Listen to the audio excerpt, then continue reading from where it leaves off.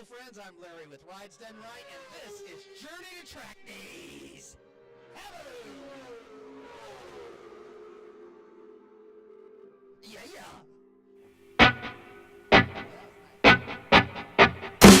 His car was already built by Strictly Street Rods. He got wiped out in the 4-lane stop. You can have the most talented guy in there, but if he's not driving with the rest of the crew, Drives the truck, drives the car, he flies the plane. Do you get paid 3 times? No.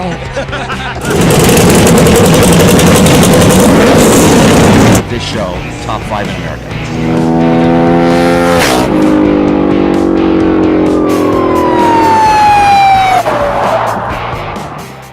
Hello friends, Larry with Rides Done Right, and this is Journey to Track Days. I'm at Cycle Country of Salem with the Assistant Parts Manager, Rob. Rob, good to see you again, buddy.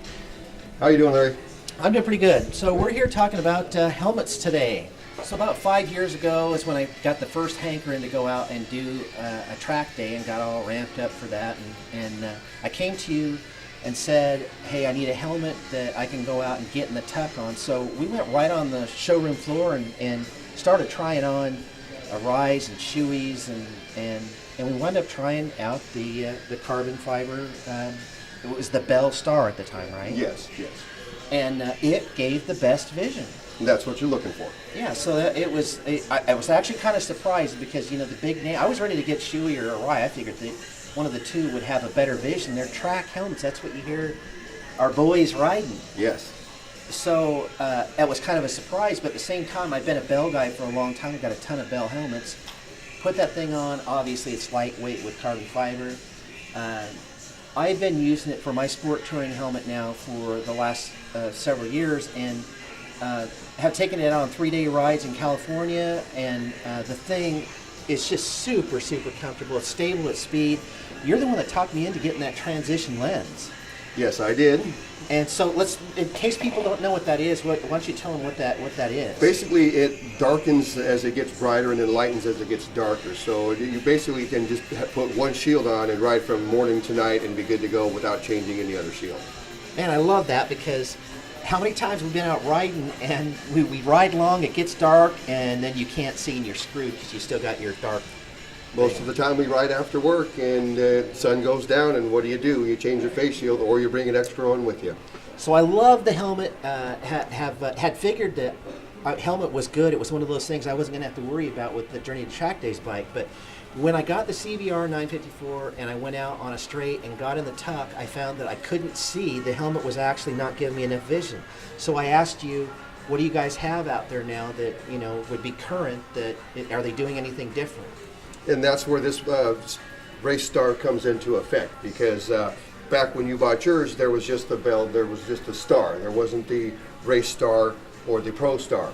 So now you have a few options for going onto the track and getting into that tuck position. So one of the things that I loved, obviously, now getting the helmet, and first thing I do, you stick it on, and you definitely see it's got higher line of sight on the top and wider out the sides too, and I really like that. Yes, the one thing that they did do was kind of lower the cut on the side of the helmet, basically for vertical and lateral vision. So when you have to look this way, that way, even forward, it's a bigger field of view. Yeah, when you're on a track, you don't have mirrors, so it's not like I can look down in the mirror and see some guy that's coming up beside me. I'm going to have to look around and kind of, you know, see what's going on. You'll hear him and you know he's there, but it's still good to see where he is. Yeah. At the same time, I plan on looking a little more forward than I do backwards. But, let's hope that's the case. Yeah, so that'll be pretty cool. But then the side effects of getting the newer helmet is that it has the newer carbon fiber. Now, it says that it has a 3K carbon fiber, the makeup on this helmet. What was it for weight again? About 1,500 grams. So 1,500 grams. A lot of the numbers that I was hearing before was anything under 4 pounds. When I got my other one was pretty good. So in 1,500 grams, do we know about? It's like 3.5 pounds. Something like lighter that. than 4 pounds. Lighter than 4 pounds. So that's good. So that's good. We just know it's light, and, yes. and by standards of the newer helmets that are out there, this thing is nice and light. It is very light. Yes. It cools good. It looks cool. It's got the aerodynamic wing part of it goes lower, and I've noticed all the newer helmets have gone to that sloped further lower back. That is correct. obviously, which is the evolution of the helmet. yeah. Because the Star basically came out in 1967, and it has just evolved into what you see in here today. So last night I was watching the text. What is it? The Doctor, the Tornado Kid, the Tornado, and the Kentucky Kid. Our guy Nicky. I mean, obviously Nicky just died, so and it affected both of us. We were at Laguna Seca in Yes. 2005 when he won, and so he has a special place in our heart. And anyway, I don't want to digress here.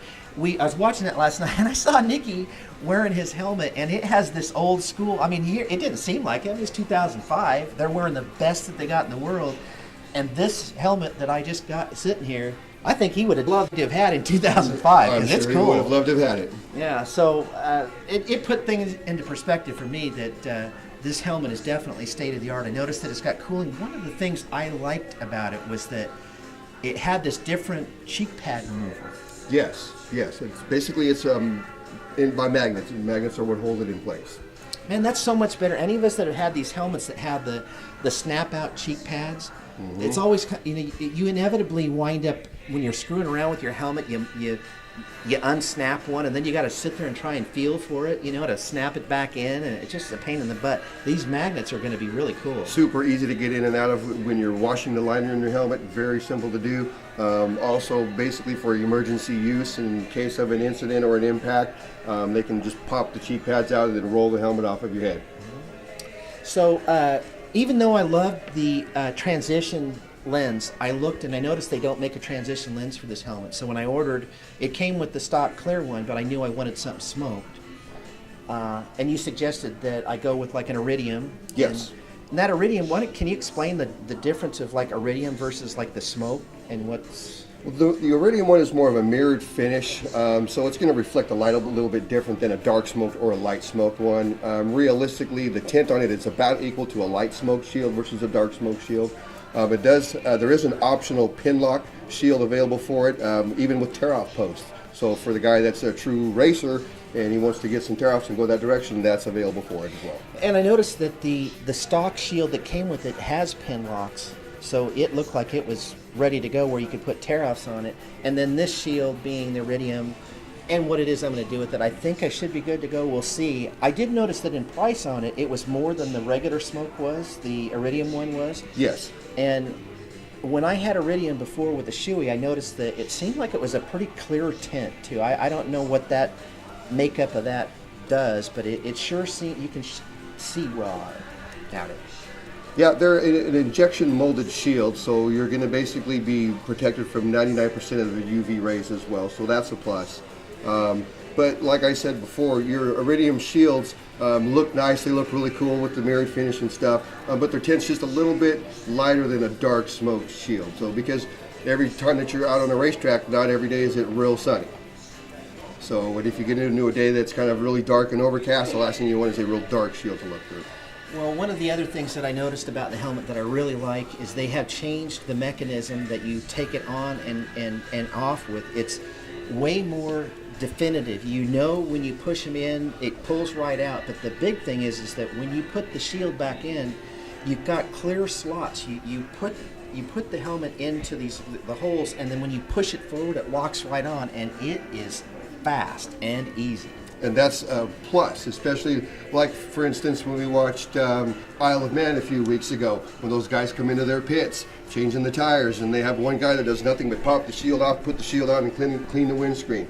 Super great idea for that aspect. It was funny because we're watching it, and when I saw that, I'm going, man, either those guys are really good at it, or they've changed the technology, because the older ones, they had different kind of mechanisms that seemed to be, you had to kind of get them just right to get in there. Yes, yes. And this, it eliminates the whole thinking process. Super slick, yep. Yeah, I like it. So I'm impressed with it, and I guess we'll see it out on the track and find out actually how it does, and we'll report back to you guys and see what it's doing. But thanks for hanging out with me and talking helmets. My pleasure. Appreciate it. Anytime. See you guys next time. Bye.